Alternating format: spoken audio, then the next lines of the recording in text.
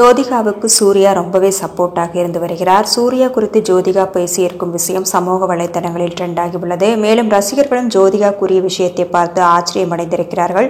சூர்யாவை பொறுத்தவரை நல்ல நடிகர் என்பதோடு மட்டுமின்றி சிறந்த கணவராகவும் திகழ்கிறார். ஊவெல்லாம் கேட்டுப்பார் படத்தில் நடித்த போது ஜோதிகாவுடன் ஏற்பட்ட காதல் திருமணத்தில் முடிந்தது. திருமணத்திற்கு பிறகு சில காலம் நடிக்காமல் இருந்த ஜோதிகா 36 வயது நிலை மூலம் ரீஎன்ட்ரி கொடுத்தால் தொடர்ந்து படங்களில் நடித்து வருகிறார். ஜோதிகா அளித்த அந்த பேட்டியில் சூர்யாவின் பணிவான நடத்தை அவரது குடும்பம்தான் காரணம். நாங்கள் இப்போது மும்பையில் இருந்தாலும் இதயத்தில் நான் ஒரு தென்னிந்தியர் தான். அறிவு என்பது நம்மை சுற்றியுள்ளவர்களிடமிருந்தும் வாழ்க்கையின் படிப்பினைகளிலிருந்தும் வருகிறது. சூர்யாவின் குடும்பத்தில் இருந்துதான் நான் நிறைய கற்றுக்கொண்டேன். தென்னிந்திய திரையுலகம் பாலிவுட்டிலிருந்து வேறுபட்டது.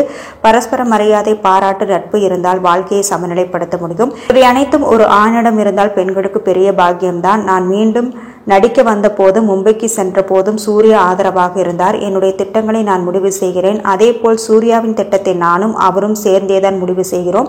சூர்யா எப்போதுமே நல்ல கதையை தேர்ந்தெடுப்பார். அவரது எல்லா படங்களிலும் ஹீரோயினுக்கு முக்கியத்துவம் உண்டு என்றார்.